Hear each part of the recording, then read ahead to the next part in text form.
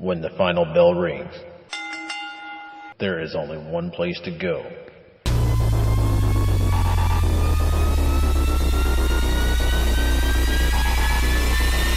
Wrestling Unwrapped. To the max!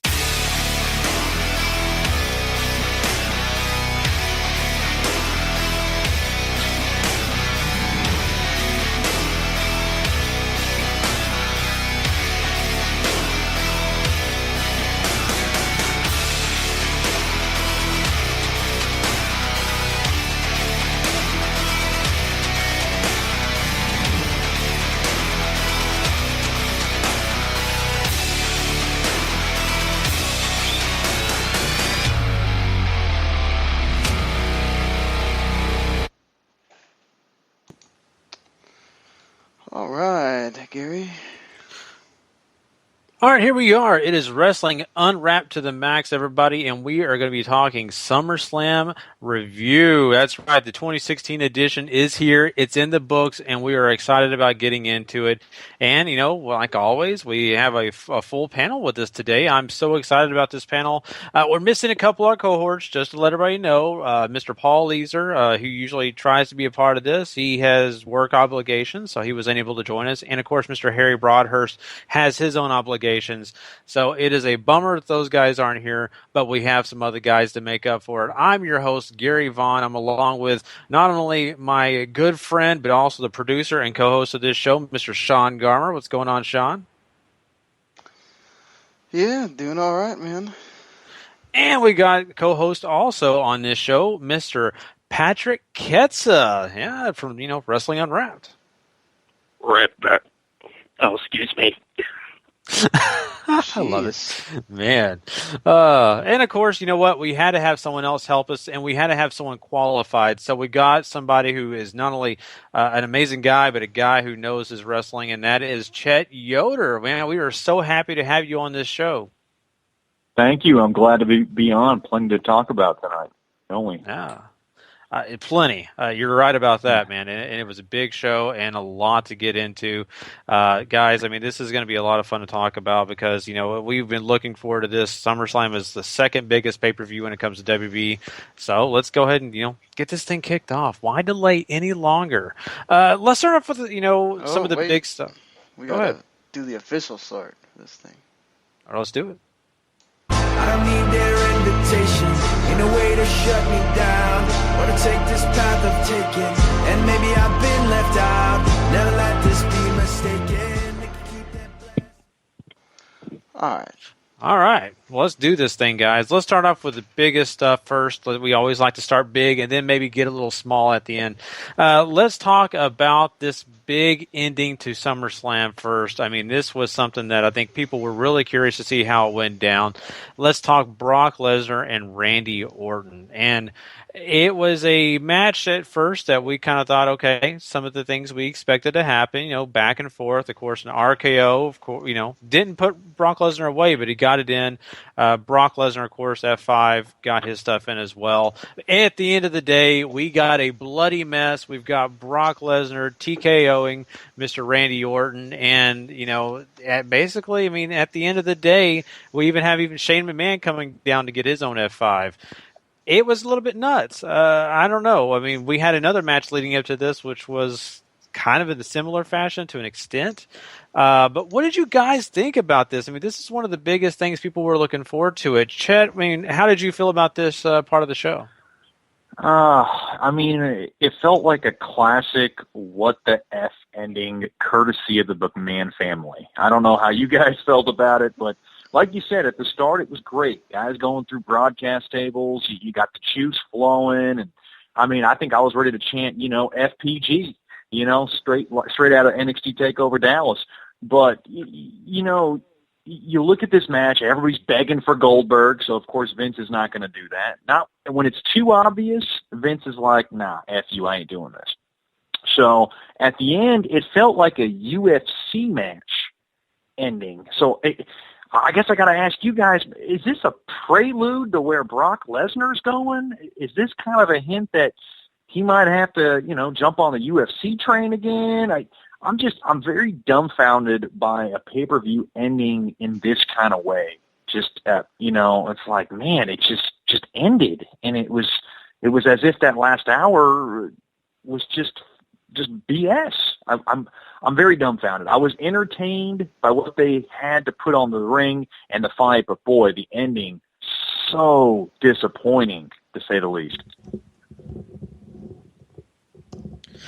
What do you think, Patrick? How do you feel? What would you say? I'll sum it up in 4 words. New era, same BS. I think part of it was what happened with the previous match, that just the whole thing just seemed weird about the fact that like you guys mentioned, you had back-to-back matches and in a similar fashion. This one, Randy Orton, like, I don't know what elbow, there's no way that he laid it like that to end up just absolutely pulling blood like that, because, I don't think there's been that much blood coming out of a single person, possibly since, like, Cena and JBL in the I Quit match, because it was pulling up pretty badly. It's just like, what's the point?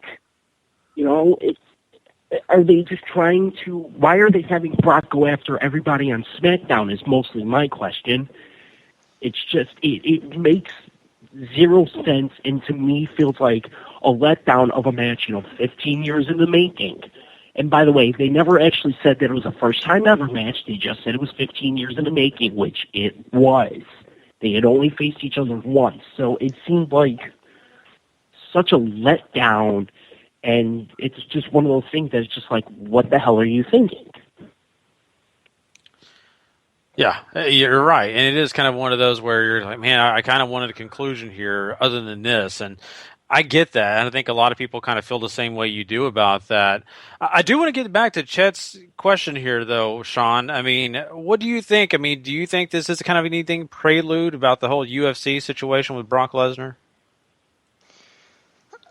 This is so weird because it really felt like we're going to just get Brock all his heat back. We're going to make him look like a monster. And then we're going to do something to get him suspended so that he has a reason why he's not showing up again until Royal Rumble. And I really hope we're not doing Shane versus Brock Lesnar. I sure hope not either.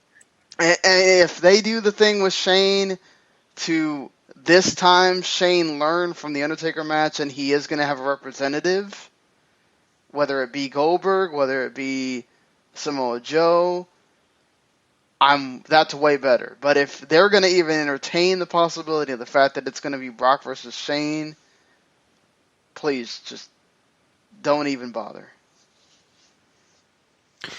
Yeah. Oh, that would just be the worst. I agree with you guys. Let's not do that at all. Let's stay away from that. I mean, if Brock didn't want to do anything with Dean, how the hell is he going to do anything with Shane? Oh, that's so true. God. But Real quick, how much blood there was. Anybody here an ECW fan? Yeah, I love ECW. Yeah, I love ECW. And that's huge. All right. How do you get from Viperville to Suplex City? Mass transit. It was a mass transit. No, that's for sure. That match was from Suplex City and transitioned into obviously a street fight, which is okay. I didn't have a problem with that. I had no problem with the juice. With the juice coming out of Orton. I had no problem with things getting out of hand, guys. The problem I had was they stopped the match. I mean, it was just, I was like, oh my God, and then and then Shane comes in, typical McMahon fashion, and of course he's going to get F5. You could have read that coming from a mile away. You could have saw that coming. I mean, this is just, like you said, different era, same BS. classic McMahon style finish. I don't know how you guys feel about that. Yeah, I mean, I kind of want to go back to, you were talking about Goldberg. I mean, that was the thing. The whole crowd was chanting Goldberg. That's not going to happen. Yeah. I mean, we all know. Even if I think Vince didn't want to hold it back, I still don't think that's going to happen. I used to love Goldberg, but I don't think he's in to work hard. I think he's just in for a payday, kind of like Brock Lesnar. You're going to get laziness even if he gets paid. So saying all that, I mean, I think at the end of the day, they are just trying to find a way to show that Brock Lesnar's our guy no matter what. This is his day. Randy Orton's, yeah, you're going to do great, but honestly, we don't need you to win. And that was the case here. I think Brock Lesnar, of course, after the controversy, this makes sense for him because, of course, he needs to get his cred back to get people to be still in love with him. Well, and the fact that he busted him open hard way by himself. Mm-hmm. So... yeah, but that's going to make the fans love it. It goes back to the ECW thing. People are going to love that, it's just I don't think they expected it to be like that. Mm-hmm. With where Orton's losing blood at a level that's just unsustainable, and they had to. You think Paul Heyman had something to do with that? Just with the ECW connection? Maybe. Maybe. But the way Heyman reacted, I don't think he was. No. It seemed like he was a little bit scared about what was going on there. He plays a good actor, guys. Let's not get carried away. Yeah. So, let's get into this other match that led up to this. And, of course, it was Roman Reigns facing off against Rusev, the U.S. champion. And what we have with this is basically a no match. The match didn't even get started. Rusev, of course, jumps on Roman Reigns before he can even walk into the ring. Attacks him, of course, with stairs and all that good stuff. We've seen this before. This is no new thing. But at the end of the day, Rusev is the one laying. Roman Reigns is the guy pounding his face in, kind of like what we got with Brock Lesnar. And they basically sent Roman to the back. Roman even comes back and gives Rusev a spear. So this doesn't do Rusev any favors at all. I kind of hated this in a way, but I get it. This is a Vince thing all the way, if you ask me. But that's my opinion. I mean, Patrick, do you digress with me? What do you think about it? New era, same BS. This is going to go quick. If this is all Patrick's going to say all night, this is awesome. No. Luckily, I'll actually have an opinion eventually, but it was like, once again, a very hyped match that ends with a WTF ending. And not only that, Roman Reigns ruins a man's wedding celebration, puts the man's wife into a wedding cake, possibly broke the man's ribs. Cheer this man, damn it! It makes zero sense. Granted, this was probably the most cheers I've heard for Roman Reigns, probably since TLC, but it's just, once again, it makes no sense. I have to wonder, was Rusev injured? He's probably not going to get suspended for anything since he didn't lose the damn belt. We'll talk about that later on. But it just, once again, this whole last hour, because this started right around 9 o'clock my time, Central. So between this and the ending of Lesnar and Orton, it was just like, what the hell are you guys doing? This is supposed to be your second biggest pay-per-view of the year, and you, sorry to coin a phrase, but you guys basically blew your wad at the end of the third hour. Oh, wait, hold on. Man, hold on. Give me a second. I'm looking at a picture here of Randy Orton blatantly having a blade in his hand. Then that's a hell of a blade job. Yeah. But it's just the whole damn thing makes no sense. It's weird. I don't want to interrupt here, but that actually made perfect sense to me. On the contrary, it was another Vince McMahon F you, Roman, we're not going to put him over. We're going to continue punishing him because of the drug substance abuse policy kind of finish. Now, I'm not saying it's a good finish. I'm not saying that I agree with it. I'm just saying while it was going on and when the announcement was made that he can't wrestle anymore, I'm just thinking, okay, they just let Roman Reigns off the hook and the fans don't want to see Roman right now. Well, the fans don't like Roman Reigns all that much. And Vince said, okay, this is what I want to do with this. And I just kind of want to sweep this one under the rug again. So I'm not saying that I agree with it. I'm just saying there's a little sense into the madness or the method to the madness behind the McMahons. Does that make sense? The thing is, though, I wouldn't have a problem with it if there was some kind of logic here in my issue is that with Roman, this whole story has been booked weird. Everything Roman has done makes him look like a heel, not a face.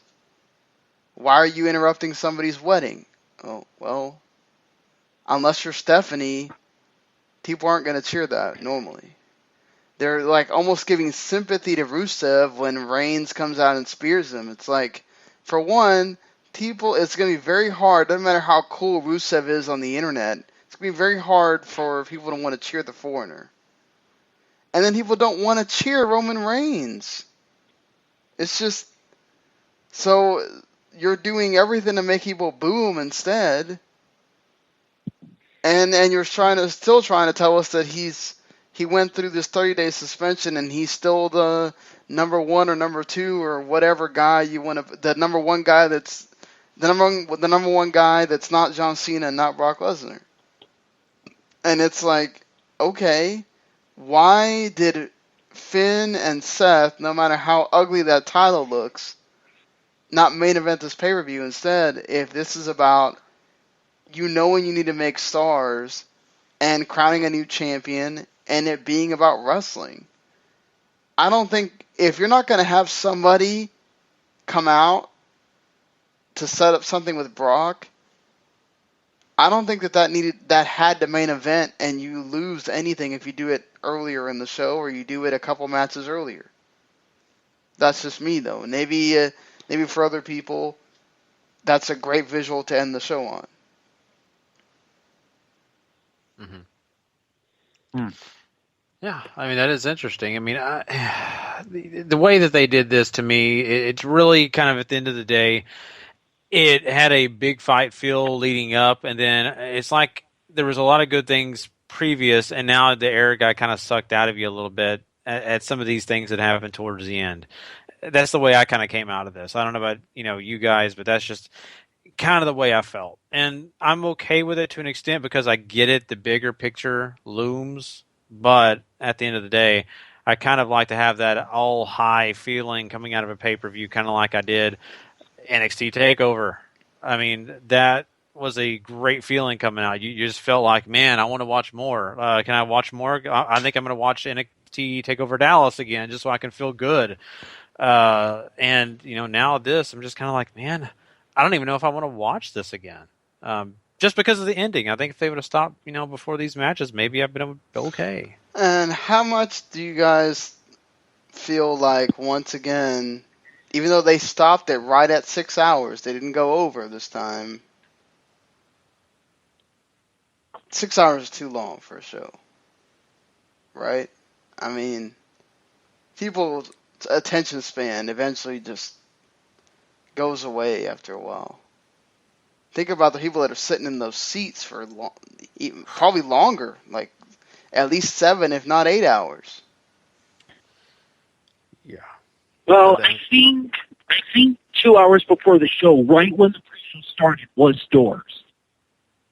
So I always take, for the live crowd, I always take the start of the show as being the first match, because I know it was true at Mania, and I think it happened here too, is that the first match usually occurs about a half hour in.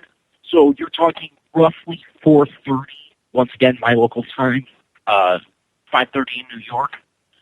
So, yeah, you're talking about a 5.5-hour show. It's too long. Mm-hmm. Yeah, very painful. We were WrestleMania, and we remember how long that was. And as much as fun as and exciting as it was to be a part of WrestleMania, at times you're just like, good God, I'm kind of tired of being in the same spot. you know?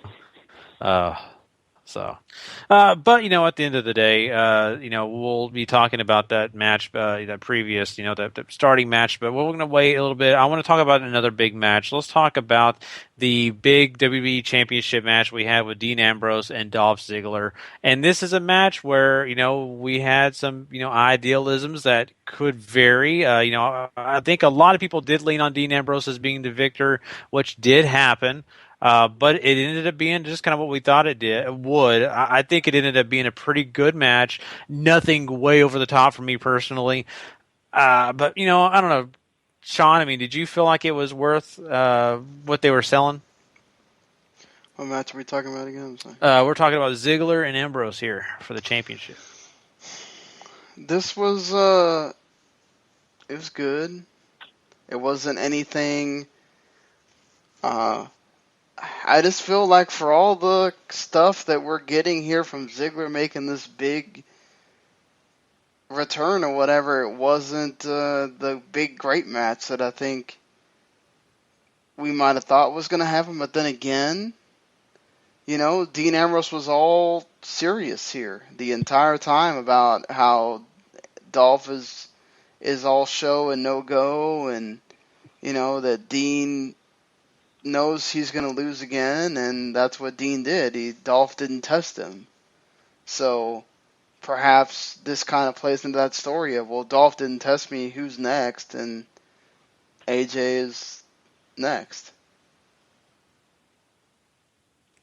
So wish I had Goldberg's music. I'm sorry. This is the Who Next thing. What did you think, Chet? I'm pretty much in agreement with Sean. Ziggler came in hungry. He had this big return. He was definitely, he made that push. I thought the match was pretty good. It was definitely not one of the matches I was looking forward to the most. But Ambrose was all serious, and he was definitely on his game. And he came away with the victory. So I don't have too much to add other than that. I thought it was all right. Patrick, do you have anything you want to say about it? It sounds like the consensus here is it was just kind of there. It was average. It was nothing super special. That's pretty much what I was going to say. Filler. I think you guys nailed it on the head. This was kind of a filler feud for Ambrose, just so he's essentially waiting for AJ and Cena to finish off, which obviously they did tonight. And it was like, okay, what can we do? Oh, let's give Dolph Ziggler another hope spot. God knows he's had enough of them. Let's give him one more, just for the hell of it. And, that's now done with. Ziggler loses, like always, unfortunately. And I hate saying that, but it's true. Ziggler loses like always. And now, like you said, Ambrose is probably moving on to AJ. Fair enough. Let's talk about something that you guys probably actually all do want to talk about. And this is a match that I think all of us were really curious to see what would happen. And that is, of course, the big Universal Championship match between Seth Rollins and Finn Balor, the Demon King. Not Kane, the King. Demon King. Sorry, that just bugs me. So we're going to get into this. And Chet, you love NXT. You're a big NXT follower. You've watched Finn Balor a ton. How did you feel about this at the end of the day with Finn Balor winning the Universal Championship? I think a lot of us really thought Rollins was geared to win this. Everybody thought Rollins was geared to win it because usually we know how it goes. Usually the face has got to, keep on chasing those heels. But in this instant, and I'm glad they got it right, the pop was too big for Finn for them to keep with that same tradition of chasing the heels. The pop was too big. They had to have Finn squeeze this one out. I thought the match was fantastic. They both went it back and forth, and I thought Seth Rollins, he talked the talk leading up to this match, and he did the walk. I mean, him and Finn went at it, and I mean, Finn's entrance, I mean, everybody's excited. I mean, I'm obviously up there. I'm standing up, raising my arms up, and I'm into it. I was into that match just like you guys. I'm with you guys. That belt was very ugly, to say the least. I thought it was a good match. Who approved that damn belt? Seriously. Who looks at that and goes, man. I have a theory on that. But I'll bet you when it gets... Maybe it's Stephanie's fashion taste. I don't know. I'd hate to imagine that now the SmackDown Women's title and the SmackDown Tag titles are going to have... They're going to be same, but they're going to be blue. It's just, And like I said, I mean, I thought the match ended well. I mean, they both went at it very, very nicely. I mean, a lot of close calls, a lot of times where you thought the match was over, and boom. I mean, Seth kicked out, Finn kicked out. They both kicked out of each other's finishers. I mean, you have to feel really confident about what they displayed, and it was so hyped. I mean, this probably could have been the main event if you think about it, and probably should have been the way it ended. But I like the way it ended, and I think Finn has enough pop, enough star status to have that belt and to hold it for consecutive weeks or consecutive months or how long he's going to ever hold this. So I really was thoroughly satisfied with the way this match went down. All right. Anybody else have anything you want to mention about this? Yeah, that match was good. I mean, it's a really good. It's a very, it lived up to the billing. I think, the thing with the problem is they must have approved that title and thought it looked awesome, even though it looks like somebody took some Nakamura pants and smeared it across the... I was thinking about Nakamura's pants. I was. But, where's jacket? But seriously, I can't sit there and why would you show them the title before? I know they did it with the women's title at WrestleMania and whatever, but just make it about the men, then make it about the title. After they can't do that. Unveil it. No. They cannot do that. They have to build it up from both angles. I don't want to disagree with you, but I am going to disagree with you on that because that's just not the way you hype up everything. When you hype up the match, you're hyping up what they're going to win at the end. So I didn't have a problem with that, but I'm like you, that belt was just egregious. Well, what did they expect? The crowd wasn't going to say something about it? Yeah, right. I mean, you got a good point. I'm not saying you don't have a good point. I'm just saying that you have to hype up the belt. I mean, it's a new belt. I mean, people got to care about it. Let's be honest. I mean, there's people already right now hating the idea of the name. I personally do. Paul always disagrees with me. He thinks it's fine. I completely hate that name. The name is fine too. Yeah, Sean, I think it's trash. I think it's something that WCW would have came up with, and people would have gave them the hardest time for that. But it's WWE. It's okay. Don't worry about it. So anyway, I could get on my high horse on that all day long. I think what we got here was a really good match, and it was one of my favorites of the night. So I'm excited that Finn Balor is a champion. I did not expect that this early. Even though he was the Demon King, I still thought they were going to put Rollins over, and not doing that is amazing. I'm glad that they got Finn Balor in this role. Let's talk about some other matches here, and I think I'm going to save some of these other championship matches. Let's talk about some of these, women's matches that were kind of interesting. Let's talk about the big match that, this is one that I think is kind of interesting from SmackDown that they kind of came up with. We had Becky Lynch and Carmella with Naomi all facing off against Alexa Bliss and Natalya. Now, before this, we all knew that Eva Marie got suspended. Okay, what are they going to do? We talked about on our regular show, this could possibly just be a handicap match, or this could be, where they find someone else. Well, they did. They found someone else, and that person was Nikki Bella. That's right. She's back, and she's ready to rock and roll, and the match started. Everybody pretty much got a chance to do their stuff. at the end of the day, guess who gets to be the one who looks good? Nikki Bella. Any surprises there? I don't think so. What did you think, I think Patrick? we kind of all called this, right? Most of us did. Said that Nikki would. Yeah. No, I was the one that said, you guys are paying too much attention to the heel and face thing. This is the frickin' Bellas we're talking about. They don't care. Hey, that was going to be my very first point. Hey, remember the last time we all saw Nikki when we were cheering her in Dallas? Well, guess what? She'll get cheered on SmackDown when she shows up, so it doesn't matter. Like hell she will, and know it. Oh, boy. Trying to think what the next SmackDown is.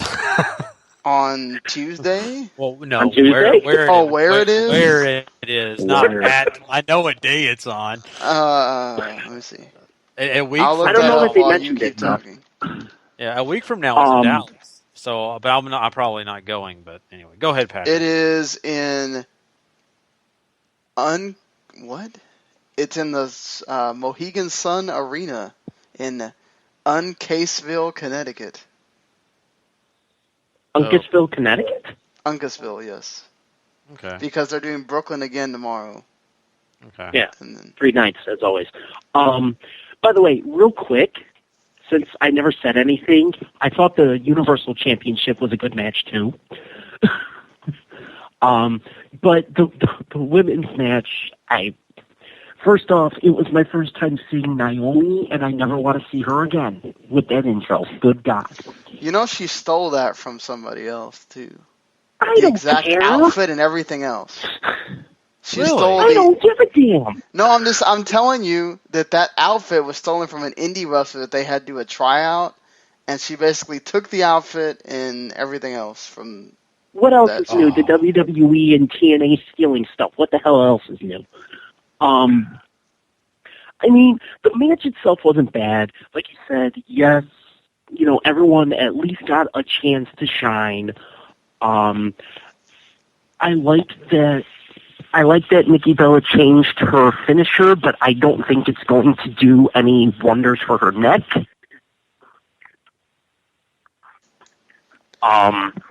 It just, the whole thing just seemed weird, and yeah, we all expected Nikki Bella to come out, but I was wondering if they were going to do a swerve or something, because the whole thing smelled weird. But no swerve. As soon as she responded to the people on Twitter saying that, I don't know what everybody's talking about, I've actually been clear for 2 weeks, that's when I was like, yep, she's showing up. Yeah. And the finisher thing, I was wondering where they were going with that, but I forgot she's dating John Cena, so she's got to do something similar to him. So there you go. Well, now it's Originally, officially I thought Sable she and- was going to do it. Sorry. Originally, I thought she was going to actually hit the attitude adjustment. I legitimately did. Mm-hmm. I wouldn't have been surprised. It would not have shocked me. You know, before we get out of this match, I've got to ask you, Chet, you know, once again, you're a big NXT fan. There's some NXT, you know, talent here, Alexa Bliss being one of them, and Carmella. What did you think about their first big match in a pay-per-view setting when it comes to the main roster? Oh, I thought they were both pretty good. I you know, I'm obviously pulling for those two a little more than the rest of them, sure, because I mean, I also like Carmella and Alexa not to do anything with NXT, but obviously it helps that they're part of NXT. I thought they were pretty good in their kind of big debut. You know, Carmella to me's got that pop, and she's got that really good attitude that you really like.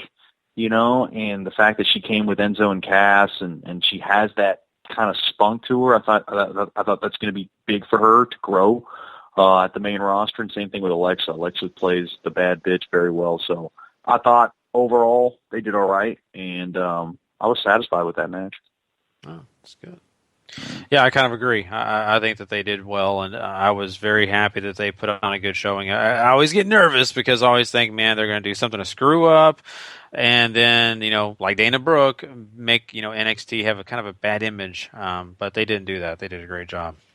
No, they left it to Charlotte and Sasha to do that. Yeah, that's true. I mean, let's talk about that then, Patrick. Give me your thoughts on the fact that now we have this match with Charlotte and Sasha take place for the women's title. And next thing you know, it seems like just night and day, Sasha Banks is no longer the women's champion. Charlotte has it again. With that and the news coming out that she's been pulled for house shows for, of all things, 33 days, I do wonder. You know, I think there's pretty much two running rumors. Either A, it's her honeymoon, or B, she's going to be number 5 out of 8, or number 4 out of 8, or 10, or however the hell many it is now. You know, that popped on a test. I legitimately was nervous for about 2/3 of that match after the attempted whatever the hell Charlotte wanted to do with Sasha. I think they were going. I think the idea was a backbreaker on the turnbuckle. Yeah, the Roddy backbreaker. Yeah, is what I saw. And dear God, did they fail? And after that, it just seemed like, because that wasn't the only thing that Charlotte kind of muffed up. But I do applaud them for turning that into something and Charlotte working on Sasha's back for the rest of the match. But it's just, Harry did text me, you know, that it's all about the chase. But this one just seemed out of the blue. No, and it almost became, what was the point of cutting the chase off for 4 weeks? And the whole thing seemed weird to me, and I don't mind Charlotte having the belt, but I didn't like how it ended up happening, if that makes any sense. But it's just, once again, the whole thing smells weird. I mean, the finish did play into using the back, because she couldn't really kick out, or whatever, so that's okay. She also had the hold on. I know it didn't look great, but I'm just saying if they wanted to use that as it did play into them working on the back and whatever.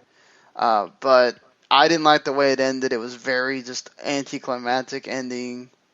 I don't think anybody thought that was going to end the match either. It was just really weird. I'm of the opinion that I think she's probably... It could be a total combination of honeymoon and just time off. It's really possible it could be that. But just exactly 30 days? I don't know, man. I couldn't agree with you anymore. I was kind of feeling that after the match. I thought Charlotte did a better job of in this match than maybe most people thought, and probably including you guys. I've actually been a pretty good fan of her style and kind of what she's put on. I'll never forget her six-woman tag team match at WrestleMania. She was a part of something really, really good there. Man, it was a weird ending. You're right. They tried the back angle. I see where you're going with that. I was trying to think about that too.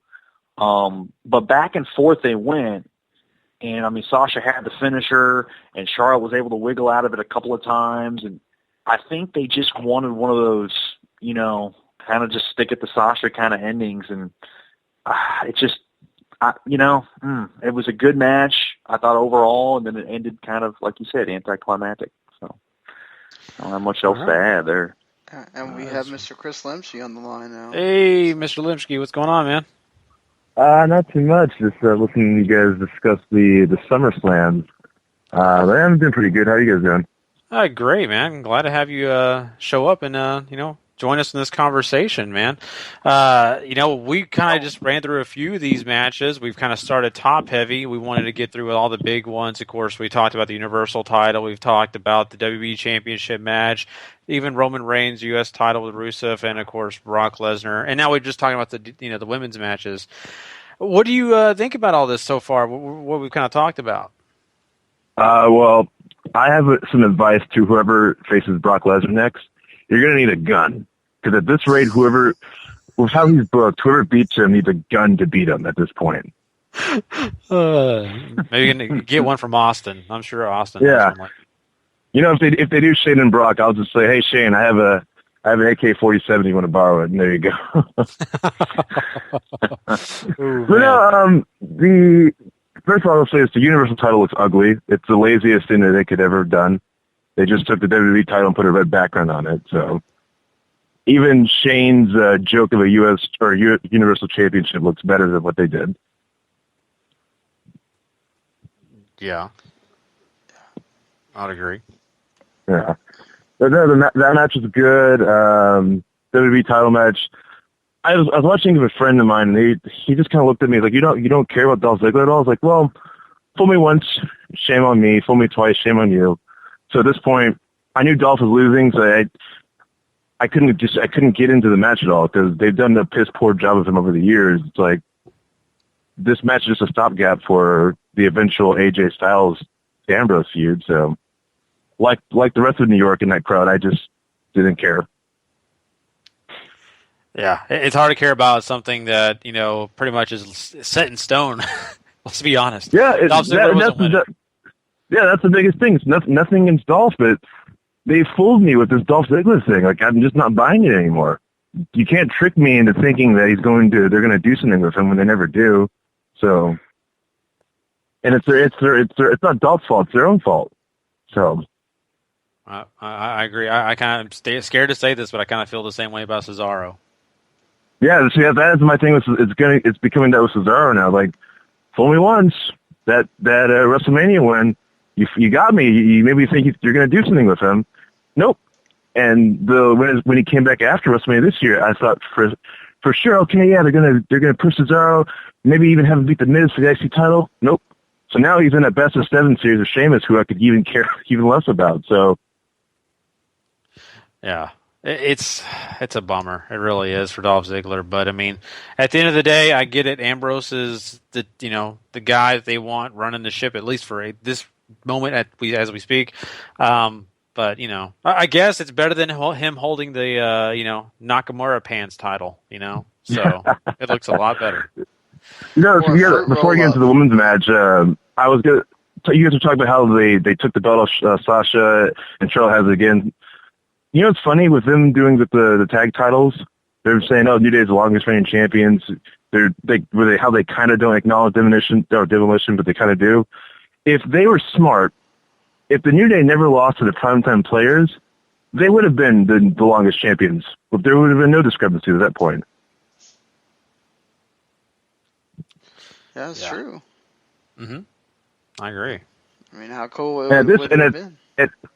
And at this rate, I honestly think they're keeping the belts in the New Day until they beat Demolition's record, so they could stop mentioning Demolition at that point.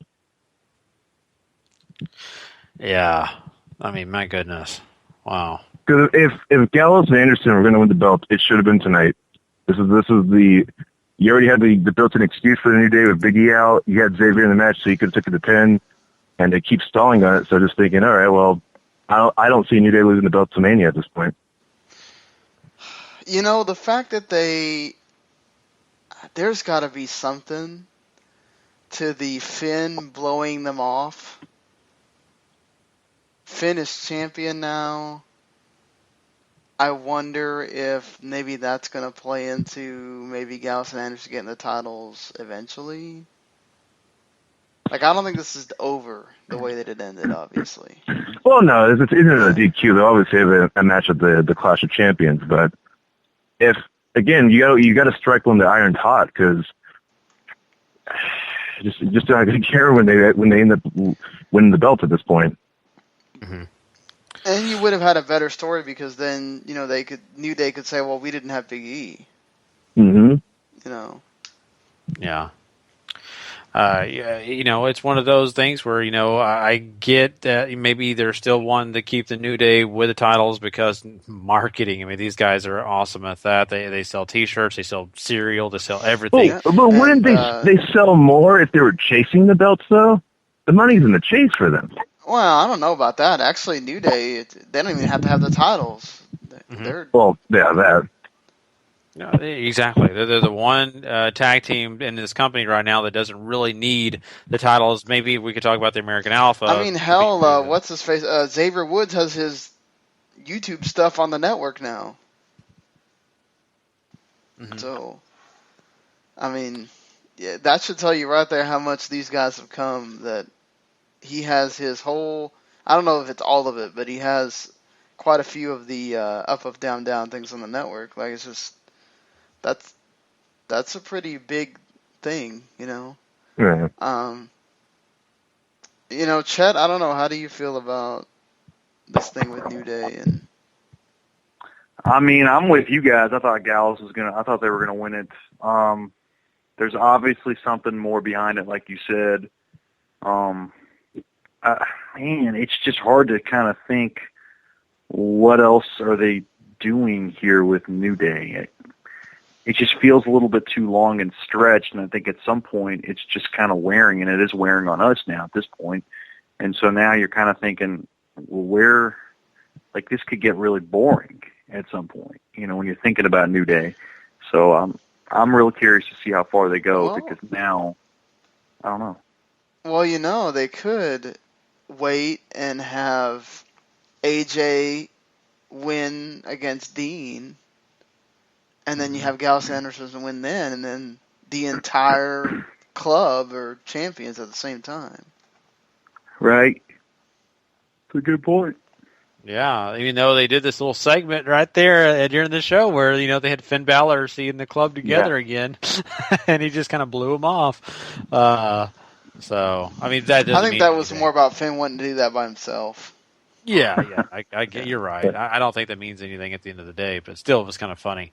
But yeah, I mean, you know, before we move out of the tag team titles, you guys have pretty much said everything except Patrick. Anything you want to throw in about these tag team titles? Anything?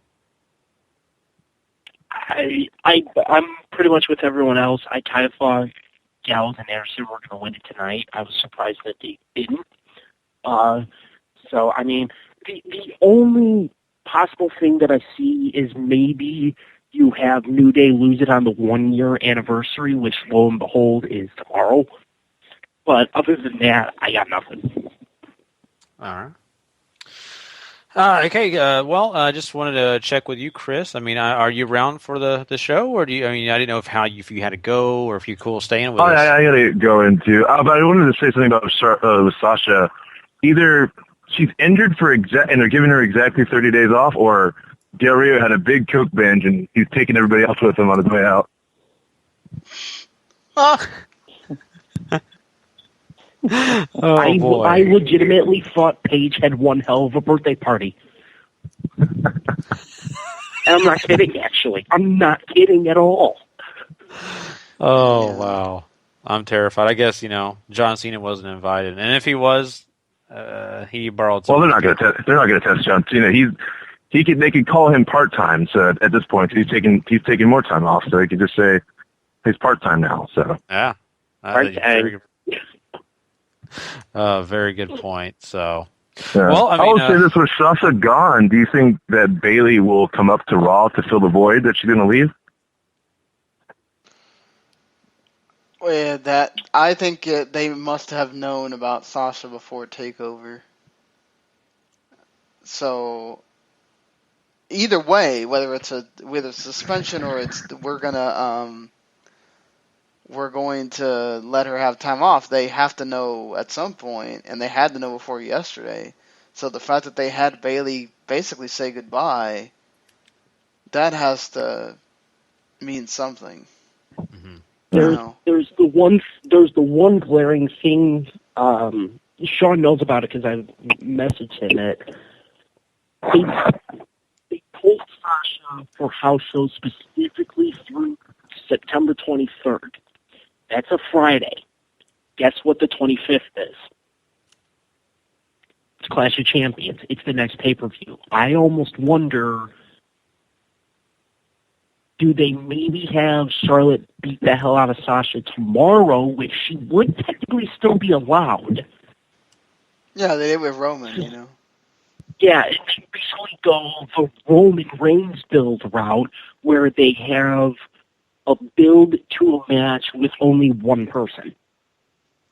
And, they have Charlotte kind of trying to do it on her own, building to the rematch, because you have to have the rematch, because this was Charlotte's rematch for losing the belt to Sasha, and now you have 1 month to build to Sasha having her rematch to Charlotte, which my chances are she's going to lose, but do you have Charlotte try and run the build on her own until Sasha can come back? The problem is Sasha won't be able to come back until the pay-per-view.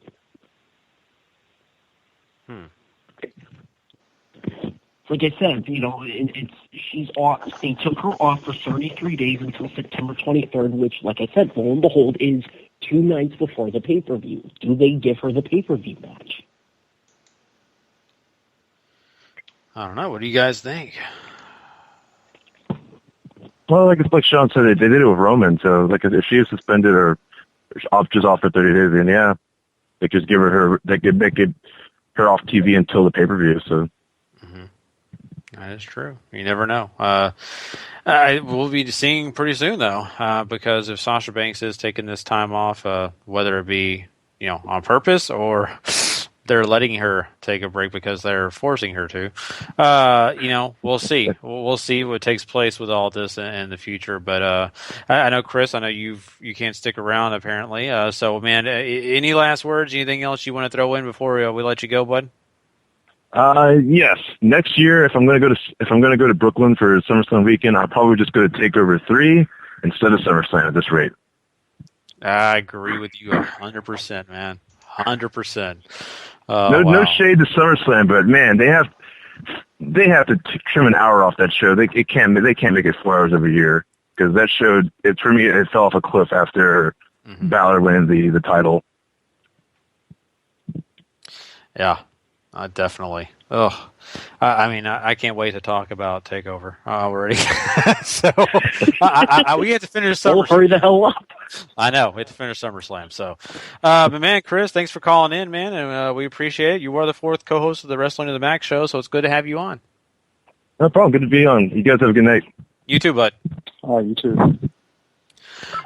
All right, guys. Well, we talked a lot about, of course, the women's matches and all that. So we're going to quickly get through the rest of these matches. We may kind of do a fire round here, kind of go through them quickly. Also, that's like, God, can we have a spot where Sasha doesn't try to kill herself or somebody kill her in a match? Like, my God.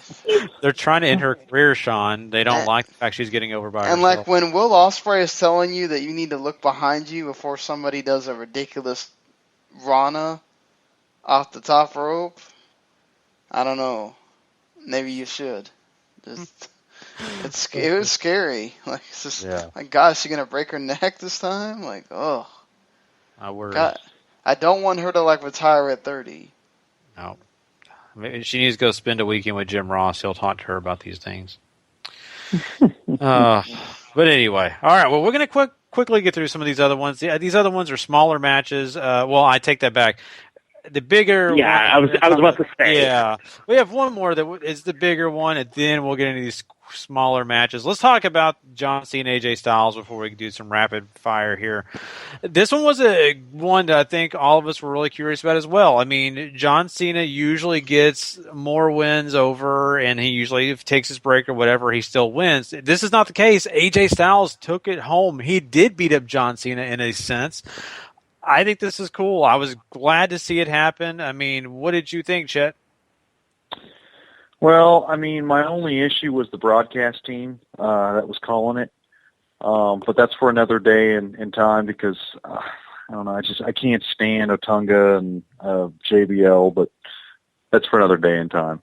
The actual match was fantastic. One of the matches of the night, right there.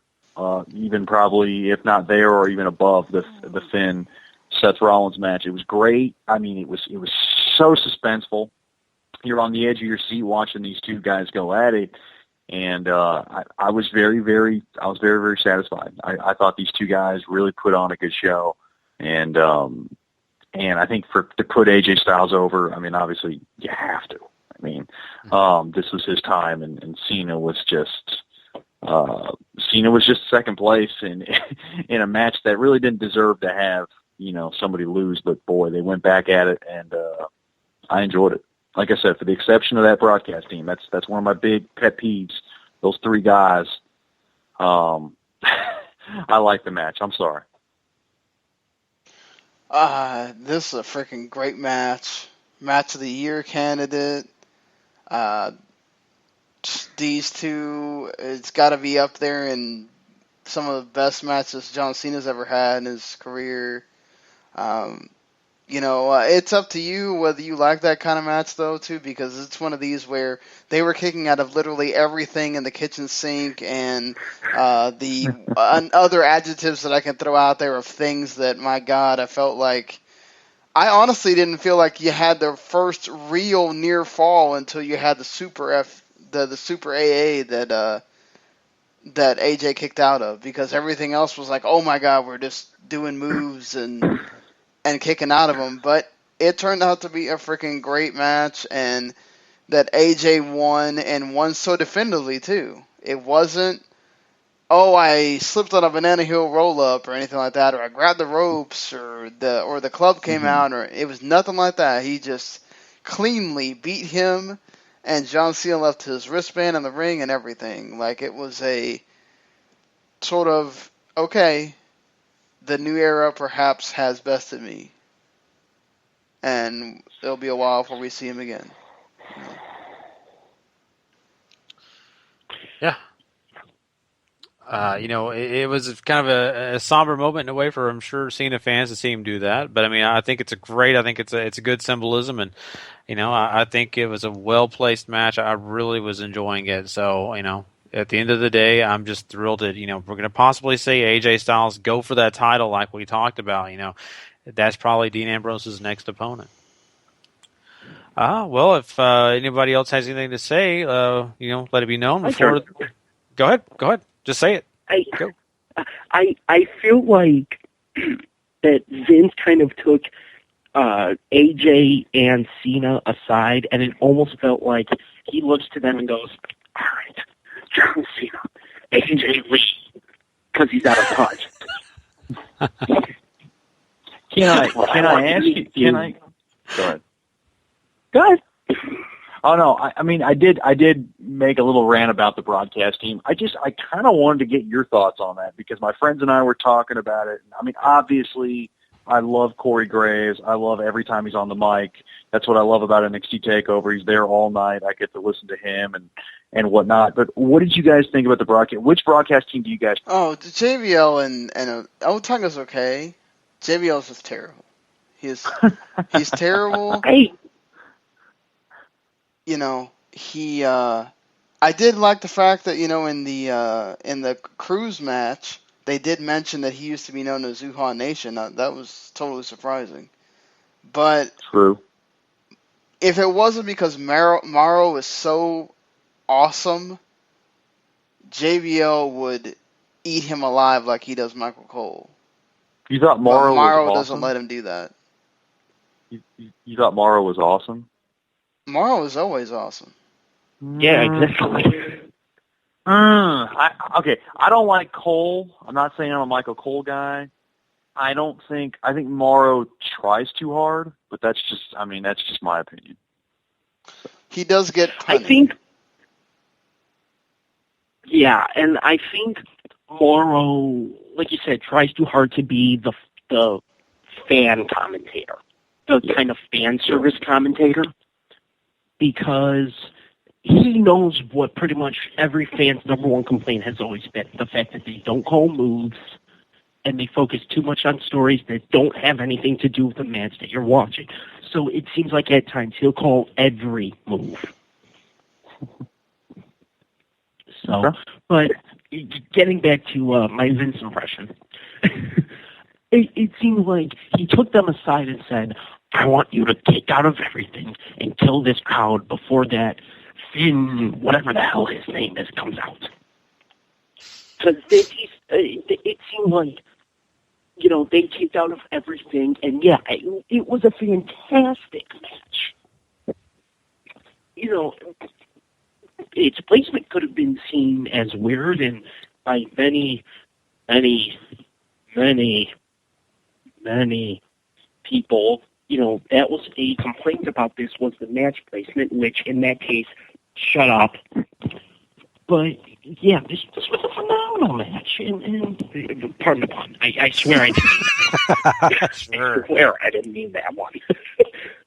But yeah, I thought it was a fantastic match that they put on, an absolutely match of your quality. And it seems like, and this will be my last point before we move on, it seems like as bad as the pay-per-views can be, the pay-per-views now are still good for at least one match of the year quality match. This was that match tonight. I agree. I absolutely agree with that. I think we can all agree on that. All right, let's do this thing. Let's rapid fire the last few matches we have here. So let's do this thing. Sean, The Miz defeats Apollo Crews. That says it all right there. Look, Apollo looked good. Apollo looked good in this, okay? But we already knew this about Apollo Crews. We didn't need this match to know that Apollo Crews can hit moves and that he looks great. Again, it's the same problem we're going to have with Cien Almas when we talk about NXT. Both of those men are wonderful in the ring, and that is certainly not their issue. Their issue is that I have no reason to care about them. And somebody getting your name wrong, even though that's offensive, and as somebody that's had that happen to them for different parts of their life, it sucks. I'm sure Chet has gone through this. I'm sure we all have. Sure. I had an English teacher that got mine wrong. That's not a reason for me to go, oh my god, I'm so invested in Apollo Crews. Am I right? Like, you got to give me something else. Yeah, I didn't have much impressions about this match. I mean, I'm not surprised. It was just kind of, okay. Patrick, I'm just happy to be here. I'm just happy to be here. Yeah, there you go. So, Patrick, Sami Zayn and, of course, his little buddy Neville, they faced off against the Dudleys, and they won. What the hell do you have against short people, little buddy? Hey, I'm okay with Neville. He's got a beard now. It makes him look a little bit bigger. I'm okay with him. I didn't say anything bad about him. He's my little buddy. As someone who's 5'5", it's my ass.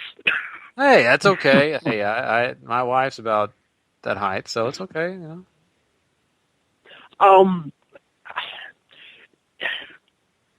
Neville and Zayn were an afterthought in this match, and I absolutely hate that I have to say that, but Neville and Zayn were an afterthought here. The entire point of this match was the miscommunications that the Dudleys are having as probably a means to eventually split them.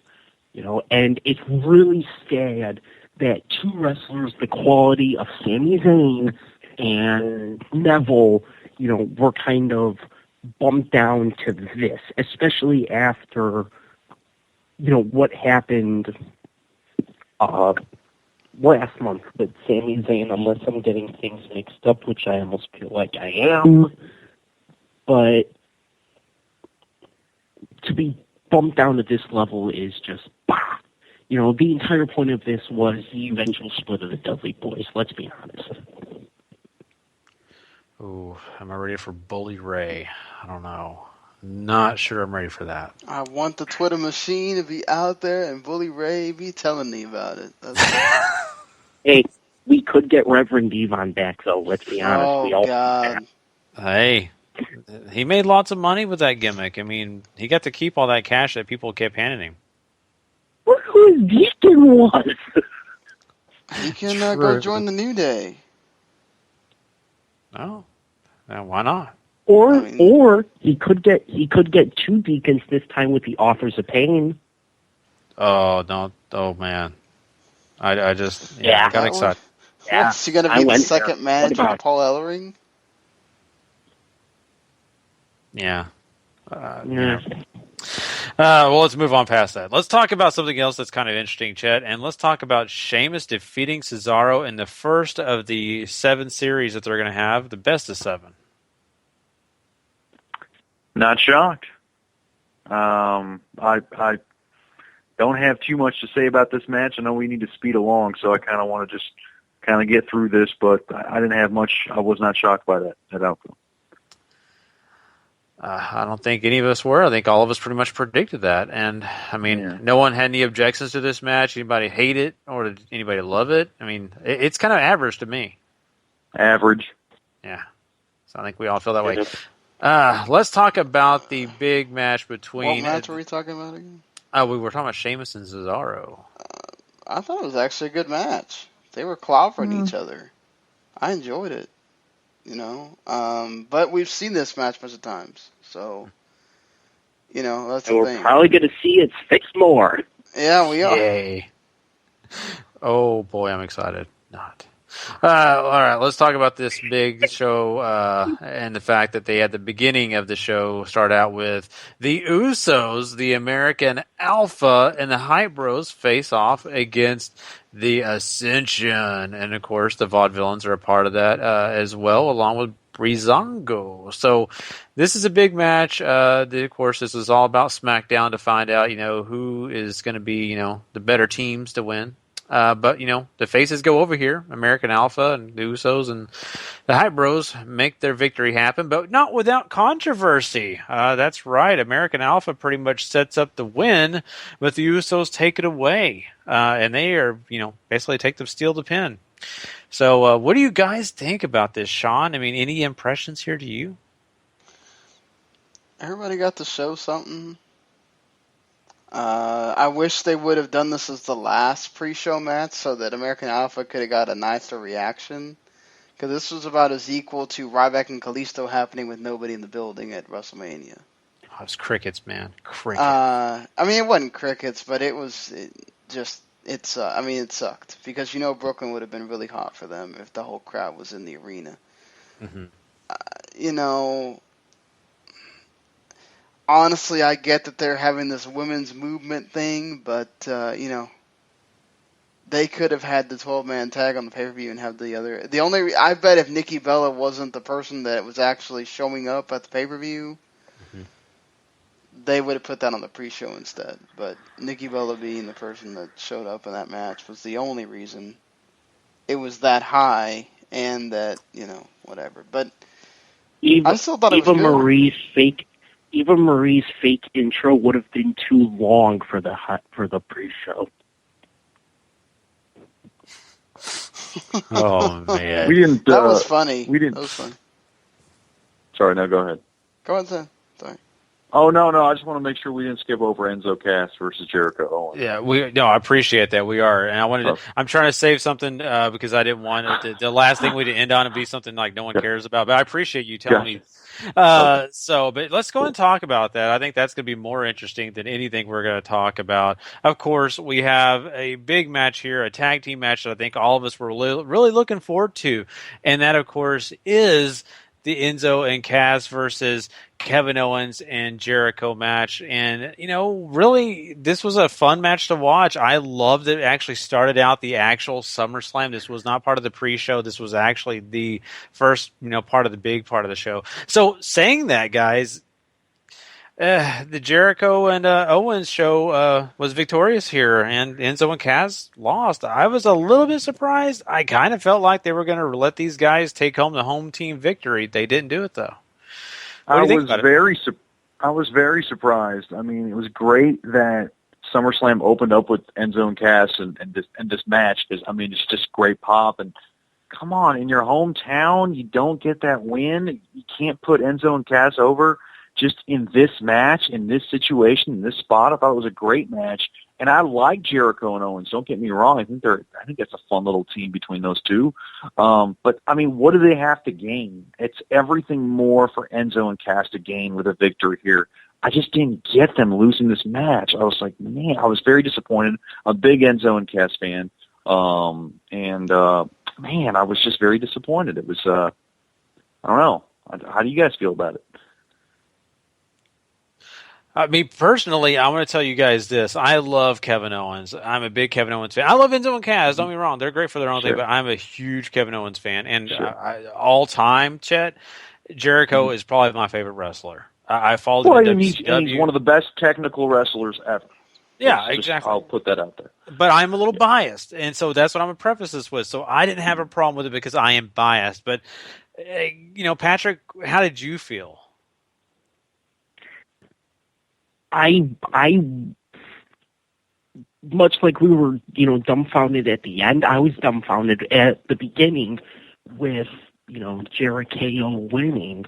It wasn't a bad match, but do you guys realize that the heels, and yes, I'm counting, Gallows and Anderson win, the heels won the first 5 matches of the night. So, in my case with this, what is lost with Enzo and Cass winning? There you go. That's what I said. Nothing. Nothing would have been lost. Give them the damn win. Give them the hometown win. It's just, this pay-per-view off, on a rocket upwards. You can kill the crowd later on. Sean, any thoughts? Yeah. The match was good. I enjoyed it for what it was.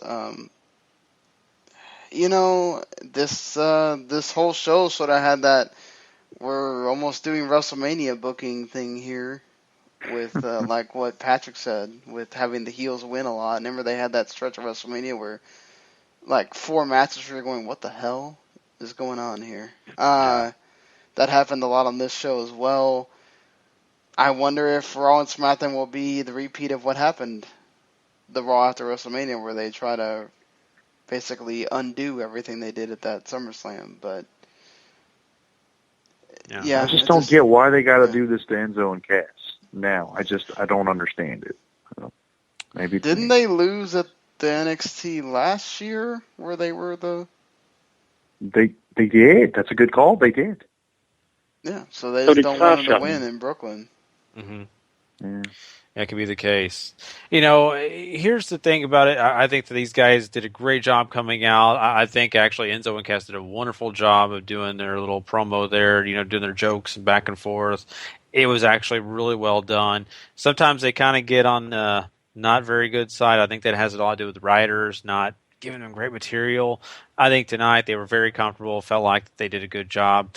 At the end of the day, they do lose the match, but I think this is an ongoing thing, and I think that this is not the end. I get it. They lost on SummerSlam, but I feel like they've got some wins ahead of them. I'm not really too worried about this making a mark on them.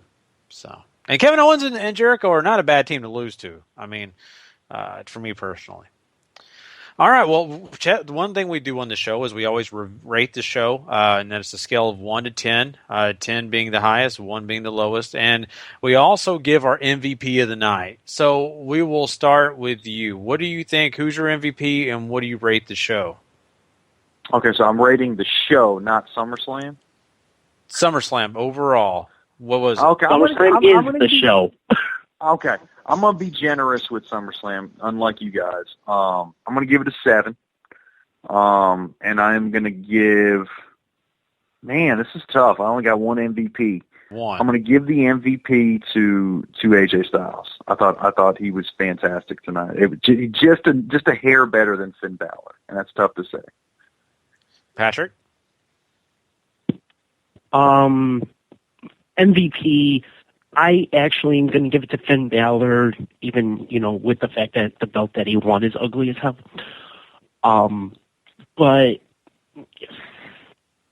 yeah, I can't be that nice. I think, the entire, I can't. I think the entire last hour, your last quarter of the show left such a bad taste. I won't be super harsh, I won't say 3 out of 10 or 4 out of 10, but 5.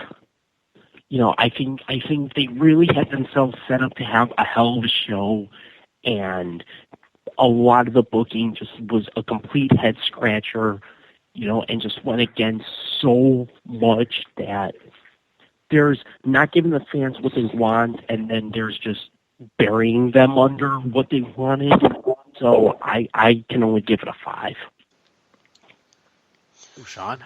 I'll give it a 6. I think when you have 2 borderline great matches and then a excellent match of the year candidate, it's really hard not to at least go in the 6 category, just wrestling wise. I think, yeah, you got your sour taste in your mouth in that last hour, which sucks.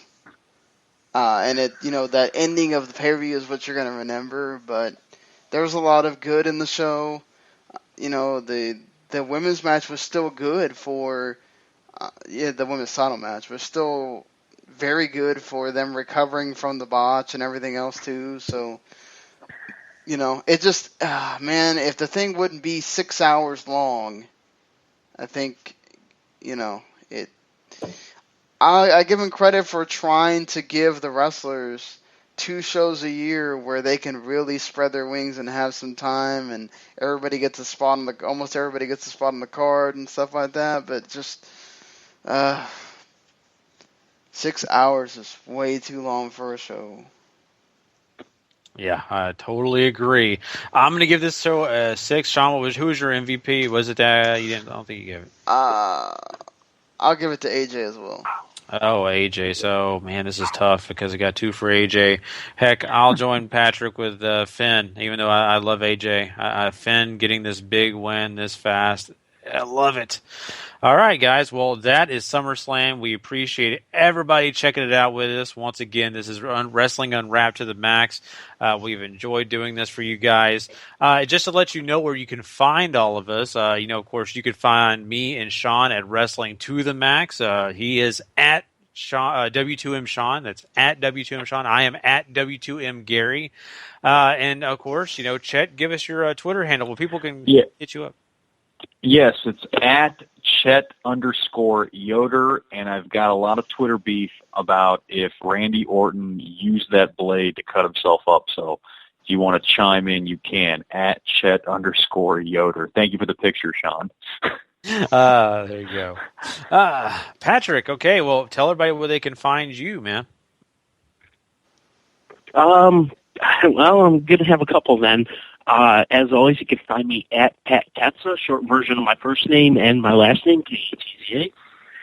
You can also find us at WU Off the Shelf because, obviously, Harry Broadhurst, who's usually on here, and myself have a normally weekly podcast, Wrestling Unwrapped, where we review the best and worst in professional wrestling DVDs to get a little bit of a break. Kind of a summer/Olympic/ real stuff hit the fan break. So we're hoping we will be back the Sunday before Labor Day. So in hopes that all goes well, and obviously I wish my partner nothing but the best as he deals with his own personal stuff. So that's that. We love Harry, and we hope he's back soon. We miss him on these review shows and, of course, on his own show, Wrestling Unwrapped. I definitely wish him the best. And just to let everybody know, you can find that show, this show, and all the other shows we talk about at the W2M Network. That's right. That's the big network you got to go to and subscribe to. If you're not already subscribed, you're going to get a chance to hear us talk NXT TakeOver Brooklyn 2 if you're subscribed. We will be talking about that. You don't want to miss that show. If you haven't heard it yet, hey, listen to it. We'll be talking about all that great stuff, and you won't want to miss a minute of it. So, well, we're done here, guys. So for myself, for Sean Garmer, for, of course, Chet Yoder, and Patrick Ketza, we're out of here. Hope you guys have a great one.